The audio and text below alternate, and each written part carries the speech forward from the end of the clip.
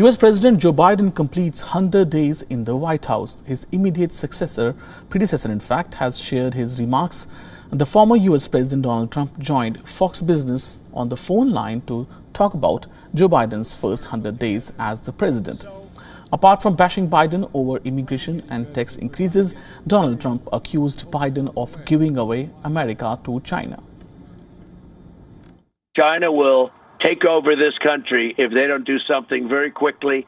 And they've been very, very weak on China. They don't want to do that. Look, they have business. Hunter Biden got a lot of money out of China. China is a big economic power that wants to become the biggest economy. It was supposed to have already taken that step. It would have happened, except that we beat China so badly. And then COVID came along and it was back to step one. Trump also accused Biden administration of taking credit for his vaccine efforts. He also called himself the father of the vaccine. Listen in. And look, I guess in a certain way, I'm the father of the vaccine because I was the one that pushed it. You know, to get it done in less than 9 months was a miracle. Fauci said it would take 3 to 5 years. He thought it was something that just wouldn't be that effective because it would take so long to get. I pushed the FDA like they have never been pushed before. And for the first time, Trump announced he will be running for the 2024 presidential election. Yes, 100%. And the polls show it, and everybody wants me to do it. 100% I'm thinking about running. And WION correspondent Jagruti Dave is joining us from Washington, D.C. live. Thanks for joining us, Jagruti. And first of all, just yesterday, during his first address to Congress, Biden said U.S. does not want any conflict with China. Do you think Donald Trump has a point when he accuses this current administration of being soft on China? Well, look, Donald Trump has, in the past, when he was running for election, talked about his approach to China, and he framed it as his strength against China versus weakness from Biden. But I think what we're seeing from the Biden administration is a recognition that the issue of China and the issue of needing to be tough on China is one which has bipartisan consensus in Washington.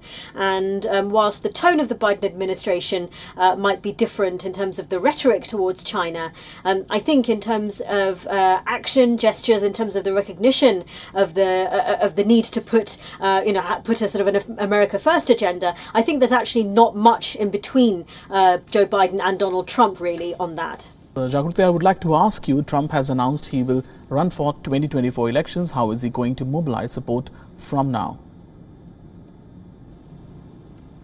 Well, he hasn't actually said he's going to run. He said that he would 100% consider a campaign for 2024. But I think what he's banking on is that he has got enough support still from Americans. I mean, remember, a large number of Americans did vote for Donald Trump in the last election.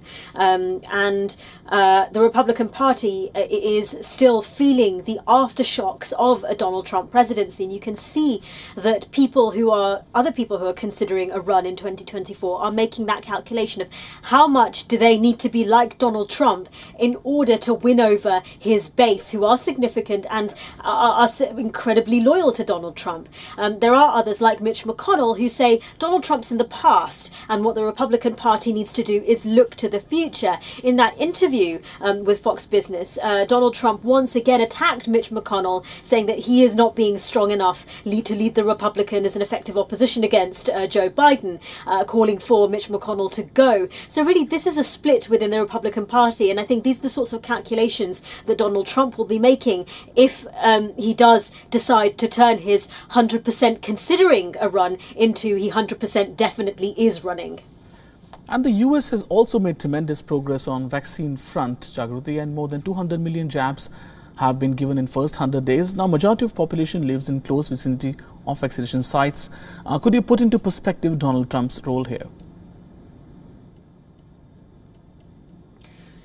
Well, In terms of vaccinations, I think the interesting thing is that has come out, especially after Joe Biden's address to Congress, is this idea of who takes credit for the vaccination rollout. I think in the spirit of bipartisanship, a lot of people said that Joe Biden missed an opportunity to give recognition to the previous administration's, starting of the vaccination rollout in the country. In that interview, again, Donald Trump claiming that he is the father of the vaccine, that he is entirely to be celebrated for the country's efforts in vaccinations. But remember, there's still a majority of Americans who are not yet fully vaccinated. And I think Americans are looking to a point now where they want to see things getting back to normal. We're seeing mask mandates outdoors being loosened by the CDC. We're seeing cities like New York City talking about opening up by July. So I think Americans are wanting to see that.